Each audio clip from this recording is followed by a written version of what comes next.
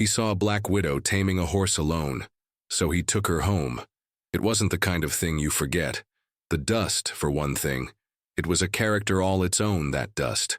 Fine as flour, the color of rust, and it coated everything. The sun beat down on the hard pan flat like a blacksmith's hammer, and the air was so still you could hear the buzz of a fly 100 yards off. And in the middle of all that heat and silence and dust was the woman. They called her the Black Widow around those parts, though not to her face. Never to her face. She was taming a horse, or trying to. A big, mean-looking beast.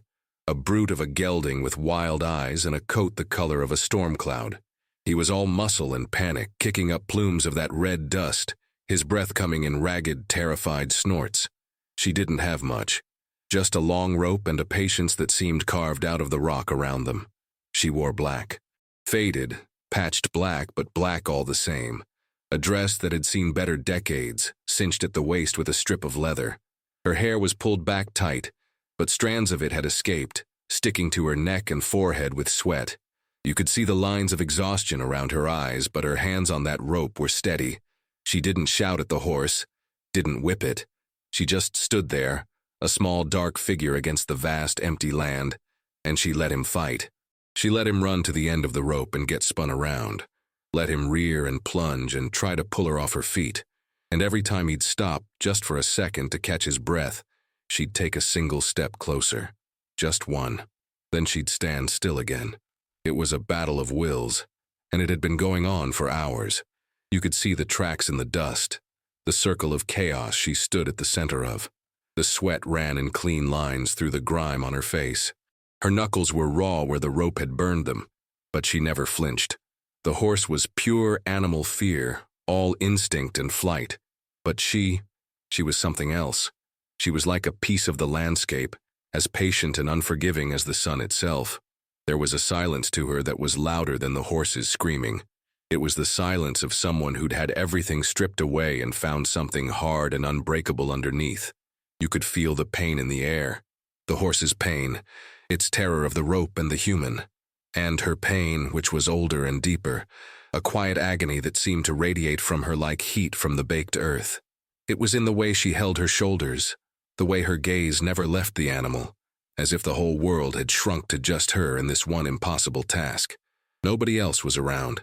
The nearest town was a good 10 miles of bad road away, and folks there, they had their stories about her. Said her husband had died, a logging accident.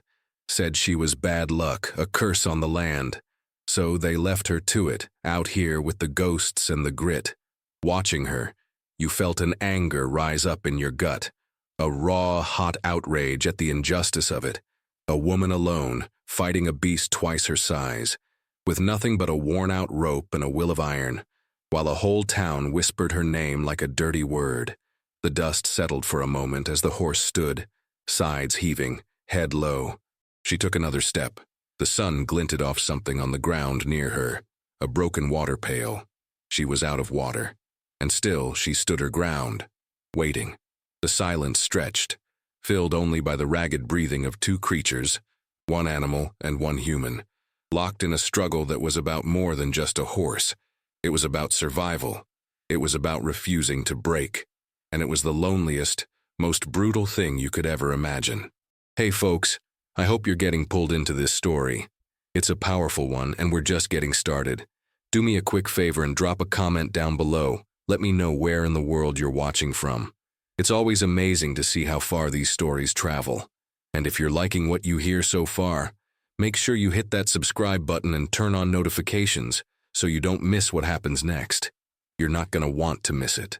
His name was Silas, and he'd been watching from the ridge for the better part of an hour. He wasn't one for getting involved. Involvement was trouble, and he'd had his fill of that. He'd built his cabin far from the town, far from the whispers and the prying eyes, for that very reason. He liked the quiet. He liked the company of the pines and the creek. People were complicated. They brought their sorrows with them and tried to make them yours. He'd seen her before, from a distance. The woman in black. He'd heard the talk in the general store, the crude jokes and the superstitious warnings. He'd paid it no mind. Wasn't his business. But seeing it up close was different. He saw the raw knuckles, the grim set of her jaw. He saw the exhaustion she was holding back with sheer grit. He was about to turn away to leave her to her fight. When it happened, the horse, in a final desperate surge, lunged not away but towards her. It wasn't malice, just blind panic. Its shoulder caught her, and she went down. Hard. The rope was ripped from her hands. For a moment, she just lay there in the dust, a crumpled black shape. The horse, suddenly free, stood trembling, looking at her, confused. Silas didn't think. He just moved. He came down from the ridge not with a run, but with a long, ground-eating stride that was all purpose. His boots made no sound in the thick dust. He didn't look at the horse. His eyes were on the woman. She was pushing herself up, one arm bent at a bad angle. Pain was etched on her face, sharp and white beneath the grime. The horse, spooked by his sudden appearance, shied away, snorting. Silas didn't even glance at it. He stopped a few feet from her. He didn't offer a hand. He just stood there, a tall, weathered man in a canvas coat, his face unreadable. "It's done for today," he said. His voice was rough, like stones grinding together. It wasn't a question or a suggestion. It was a statement of fact. She looked up at him, and for the first time he saw her eyes. They weren't cursed or witchy. They were just tired. So damn tired. She didn't say anything, just tried to get to her feet again, and a sharp gasp of pain escaped her lips as she put weight on her ankle. He saw it then. It was twisted, already starting to swell. He let out a sigh, a sound of pure annoyance. It wasn't annoyance at her, but at the situation, at the world for forcing his hand. He walked past her, picked up the discarded rope, and with a few calm, practiced movements, he had it coiled. He approached the horse, not head-on, but from the side, speaking low, meaningless words.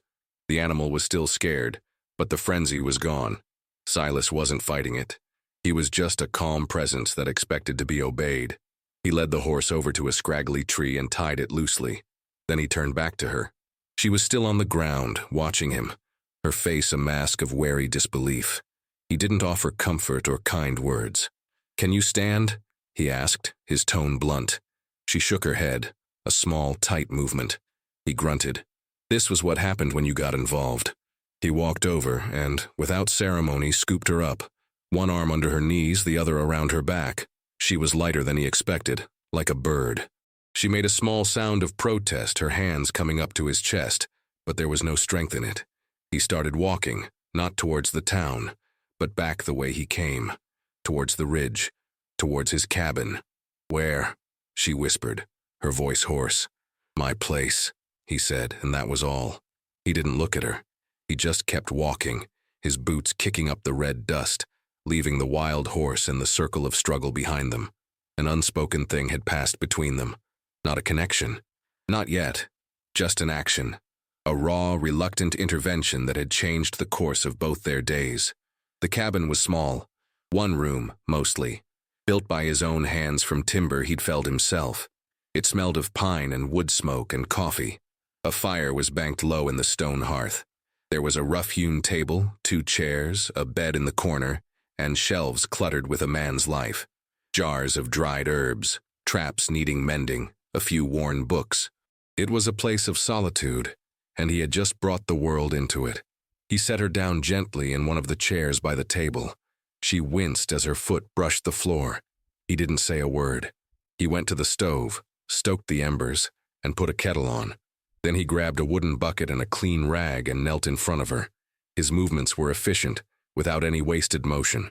He took her boot, caked with dust and grime, and worked it off her foot as carefully as he could. She sucked in a breath through her teeth when the boot came free. The ankle was already purple and swollen to twice its normal size. He examined it with a practiced eye, his big, calloused fingers probing gently. "Nothing broken," he grunted, more to himself than to her. "But you ain't walking on it for a while." He dipped the rag in the bucket of cool water from the creek and began to clean the dirt and grime from her foot and leg. The touch was impersonal, like a doctor's, but it was also the first gentle human touch she had likely felt in a long, long time. She just sat there, rigid, watching him. Her hands were clenched in her lap. Trust didn't come easy to a woman like her. He finished cleaning the wound and wrapped the ankle tightly with a strip of clean linen he tore from an old shirt. He worked in silence. The only sounds were the crackle of the fire as it came back to life, and the whistle of the kettle starting to build. He stood up and went to the shelves, pulling down a tin mug and a small jar. He spooned some dried herbs into the mug and poured the hot water over them. The sharp, clean scent of willow bark and chamomile filled the small room. He set the mug on the table in front of her. "Drink it," he ordered, not unkindly, "for the pain." Then he turned to the big cast-iron pot that was always simmering on the back of his stove. He ladled a thick, dark stew into a wooden bowl. Beans, potatoes, a bit of salted meat. It wasn't fancy, but it was hot, and it was food. He set that in front of her too, along with a spoon. He didn't sit with her. He went about his own business, checking one of his traps, his back to her. He was giving her space, letting her decide. For a long time, she didn't move. She just stared at the bowl of stew, at the steaming mug. Then slowly her hands unclenched. She picked up the spoon. The first bite was hesitant. The second was less so. She ate like a starving animal, not with greed, but with a deep, desperate need that was painful to witness, even for a man who wasn't watching. He heard the scrape of the spoon against the bottom of the bowl. He heard her drain the mug of tea. The silence returned, but it was different now. It was filled with the simple ritual of care. Food, a mended wound, shelter. These were practical things, grounding gestures. They weren't built on sentiment. They were built on necessity. And in the harshness of this land, necessity was the only foundation for trust you could truly rely on. He finally turned around. The bowl was empty. The mug was empty. She was looking at her hands, which were resting on the table. He picked up the bowl and mug without a word and took them to the wash basin. He had fed her. He had tended to her hurt. He had brought her into his shelter, and he hadn't asked for a single thing in return. A single brick had been laid. They sat by the fire that night. The storm that had been threatening on the horizon all day had finally broken, and rain lashed against the small window pane. It was a good sound, a sound that shut the world out. He'd given her one of his old shirts to wear. It was too big for her, swallowing her small frame, but it was clean and dry. He sat in his usual chair, sharpening a knife with a whetstone. The rhythmic scrape of steel on stone was the only sound for a long time. He was a man who didn't offer his history easily. It was a locked box, and he kept the key. But something about the rain and the quiet woman sitting across from him made him speak. "Had a wife once," he said, his eyes still on the blade. The words came out rough, unused. "And a boy. We had a small place, east of the mountains. The fever came through one winter. Took 'em both inside of a week." He didn't elaborate. He didn't talk about the grief or the anger. He just stated the facts, plain and unadorned. He finished his story by saying, "Dug the graves myself, built this place after. Wanted to be somewhere the world couldn't find me." He set the knife down. The blade was sharp enough to shave with. He looked at her then, really looked at her. He wasn't asking for her story. He was just showing her his, a small, hard piece of it, to see what she would do with it. She was quiet for a long time, staring into the flames. The firelight danced on her face, making shadows in the hollows of her cheeks. When she spoke, her voice was a low murmur, almost lost in the sound of the rain. "His name was Jacob," she began. "He was a good man. Not smart about some things, but good. He bought that horse, the one from today. Paid too much for it. Wanted to gentle it for me," he said. "A gift." She paused, and her hands twisted in the fabric of the big shirt. He was working the timber line up on Widow's Peak. A rope snapped. That's all it was. A worn rope. He fell. When they brought him down, the town, they started whispering. Her voice was flat, recounting the events like she was reading them from a page. "Jacob's mother, she never liked me. Said I was from the wrong stock. After he was gone, she started the talk. Said I was a curse. Said I'd led him to his death, that the horse was a demon I'd conjured. It sounded foolish, a story from another time, but in the isolated pockets of this land, superstition was as real as rock. They called me Black Widow. At first it was just whispers. Then they got bolder, kids throwing stones at my cabin, the storekeeper overcharging me for flour. No one would buy my sewing. They took his tools, said they belonged to his family. They took everything. The horse was the only thing left that was his. That was ours. I wasn't going to let them have it. She wasn't crying. Her eyes were dry. It was a confession delivered in plain, broken language. The story of a person ground down by grief and suspicion. A simple tragedy twisted into something ugly by fear. He listened. He just listened. He didn't offer platitudes or tell her they were wrong. He knew they were wrong, but saying it wouldn't change a thing. Her pain and his pain, they weren't the same, but they were cousins. They came from the same family of loss. He had lost his world to sickness. She had lost hers to a frayed rope and the ugliness of people. When she was done talking, a long silence fell between them, deeper than before. But it was a shared silence now. Two ghosts sitting by a fire, the rain washing the world clean outside. He picked up a log and tossed it into the hearth. Sparks flew up the chimney. "You can have the bed," he said. It was all he had to offer. A place to rest. An acknowledgement of her story. A rough-hewn understanding, built not on sympathy, but on the shared, bitter knowledge of all the things a person can lose. The rain stopped near dawn. The world outside was washed clean, but the peace didn't last. Trouble has a way of finding you, especially when you ain't looking for it. It came in the form of 3 men on horseback. Silas saw them coming from a long way off. He was splitting wood, the rhythmic thud of the axe a steady beat in the morning quiet. He stopped, axe in hand, and watched them ride up the trail to his cabin. He knew them. One was Jebediah, the storekeeper's son, a man with a mean streak as wide as the river. The other 2 were just cronies, men who followed whoever was loudest. They weren't coming for a friendly visit. "Silas!" Jebediah called out, pulling his horse to a stop a few yards away. His voice was too loud, too confident. "We know you got her in there." Silas didn't answer. He just stood there, the axe held loose in his hand. A tool, not a weapon. Not yet. The woman appeared in the doorway of the cabin.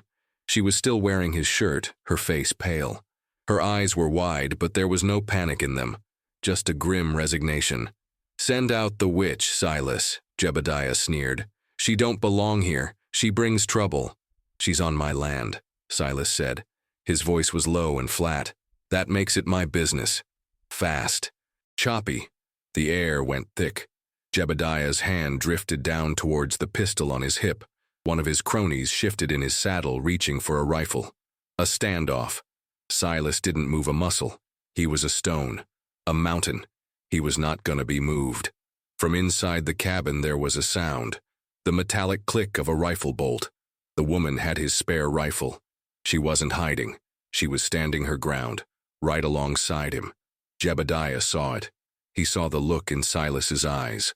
The cold, hard promise of violence. He saw the rifle barrel steady in the dark of the cabin doorway. This wasn't some scared woman he could chase off with words. This was Silas, who'd carved a life out of this wilderness with his bare hands. And she was with him. A raw, survivalist unity, us against them. The world against the cabin. "This ain't over," Jebediah spat, but his hand had moved away from his gun. There was no conviction in his voice now, just bluster. He pulled his horse's head around. A rough, angry motion. His friends followed, glancing nervously back at the cabin. They kicked their horses into a gallop and disappeared back down the trail. Gone. For now. Silas didn't watch them go. He turned and looked at the woman in the doorway. She was still holding the rifle, her knuckles white. Their eyes met. No words. None needed. The threat had come, and they had met it. Together. He walked back to the woodpile, set the axe down, and picked up a log. He carried it inside. The air in the cabin was still charged with the danger that had just passed, but now it was their space. A fortress. They had drawn a line in the dirt, and they had stood on the same side of it. The first real test. Passed. The days that followed settled into a new kind of rhythm, a quiet partnership forged in the crucible of that first threat. There was an unspoken agreement.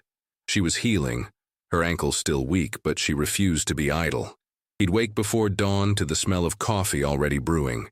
He'd go out to check his trap lines, and when he returned, there would be a stack of neatly folded laundry or a newly mended tear in his canvas coat. She had a way with a needle and thread, her stitches small and even. a line of order in the frayed fabric of his life. He never said thank you. He'd just grunt his approval and hand her the skin of a rabbit he'd caught, and she would take it without a word and prepare it for the pot. Their communication was a language of gesture and shared struggle. One afternoon, he found her out by the small, dilapidated corral he rarely used. She was trying to fix a broken rail, struggling with the weight of the heavy timber. He walked over, took the log from her, and set it in place with one smooth motion. He held it steady while she hammered in the nails, her movements sure and precise. They worked like that for an hour, rebuilding the fence, moving in a silent, efficient dance. They were like two well-worn tools that fit together perfectly. He was the raw strength, the stone. She was the steady hand, the quiet fire that kept the cold at bay. Another day, he was clearing a new patch of land near the creek, wrestling with a stubborn stump. It wouldn't budge. He was sweating, cursing under his breath, his muscles straining. He didn't hear her approach. She just appeared at his side with a long iron pry bar he hadn't thought to use. She didn't offer advice. She just wedged the bar into a crevice he hadn't seen and put her whole weight on it. He shoved from the other side. The roots groaned, snapping one by one, and with a final shuddering crack, the stump ripped free from the earth. They stood there, breathing hard, covered in dirt and sweat, looking at the hole in the ground. A victory. Their victory. He looked at her, at the smudge of dirt on her cheek and the fierce determination in her eyes. The town saw a curse. A black widow. He was starting to see a survivor. Someone as stubborn and resilient as the wild land around them. Later, as dusk fell, he was cleaning his rifle by the firelight when he noticed she was watching the horses. Not just the wild gelding, which he'd brought back to the corral, but his own steady mare as well. The wild one was still skittish, but its panic was gone.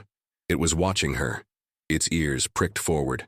She walked to the fence, not with a rope, but with a handful of wild oats she'd gathered. She didn't try to touch the horse. She just stood there, holding out her hand, speaking to it in a low, crooning voice.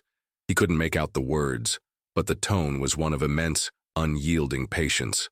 The horse took a hesitant step forward, then another.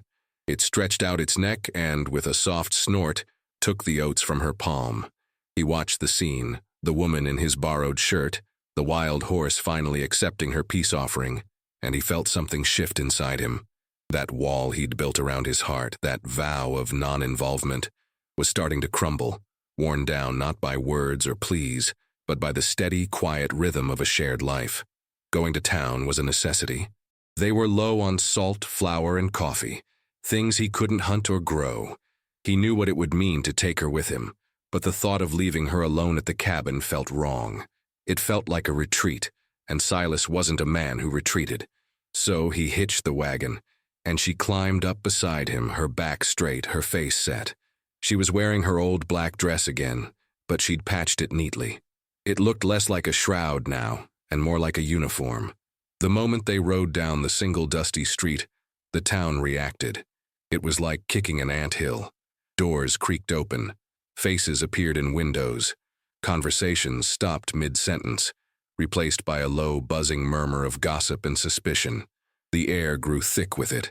He kept his eyes forward, his hands steady on the reins, but he could feel her next to him, getting smaller, tighter. He pulled up in front of the general store. As he helped her down from the wagon, he felt the stairs like physical things, like insects crawling on his skin. Two old women sitting on a bench stopped their rocking. One leaned over to the other, her voice a harsh, carrying whisper. "Look at that. He's got the curse riding with him now, shameless." The other nodded, her lips a thin, disapproving line. Poor soul.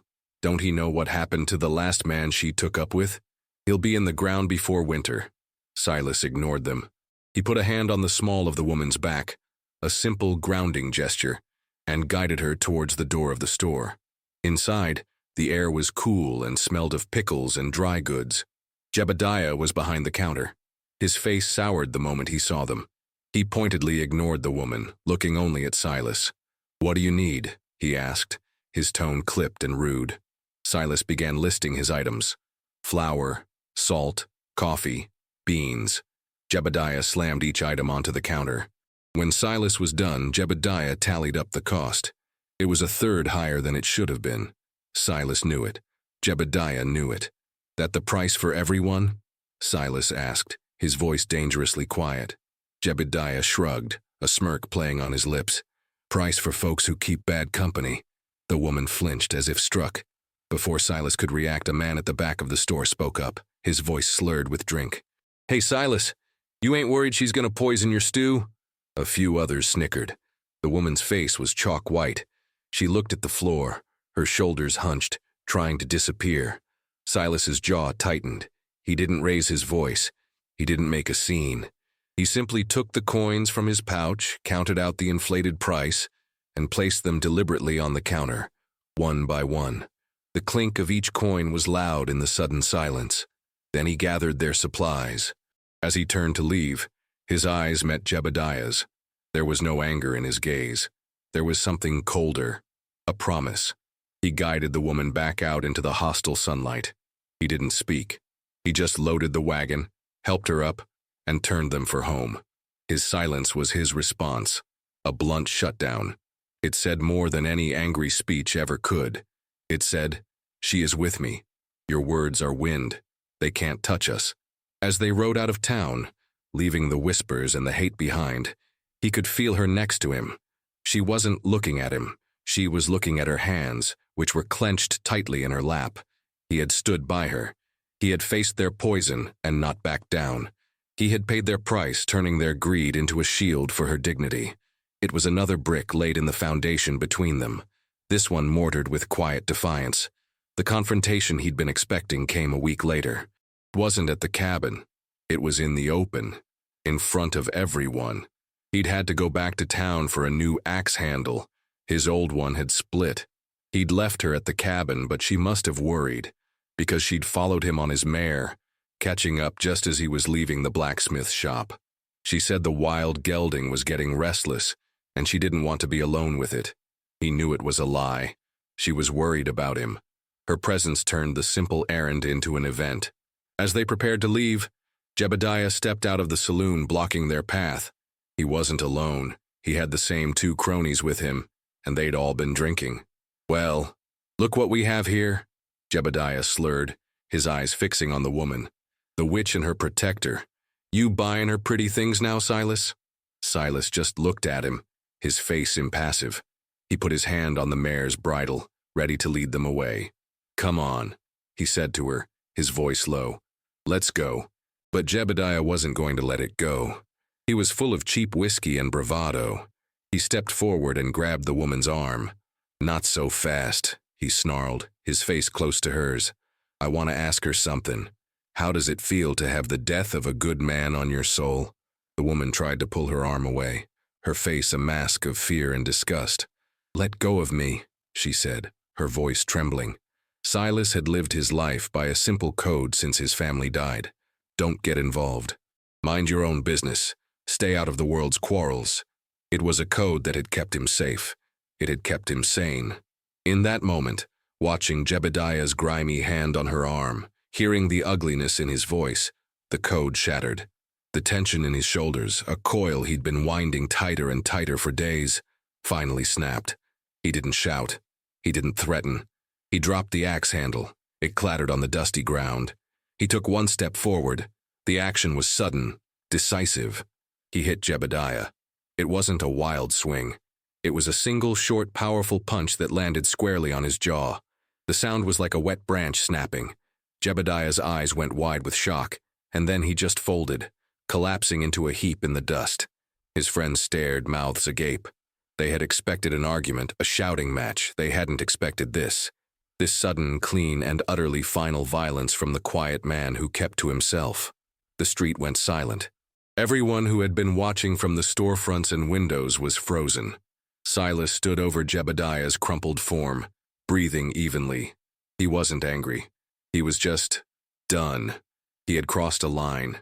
He had broken his own vow of non-involvement, and he'd done it in the most public way possible. He looked at Jebediah's friends. "Take him home," he said, his voice flat and hard as iron. They scrambled to obey, dragging their leader out of the dirt.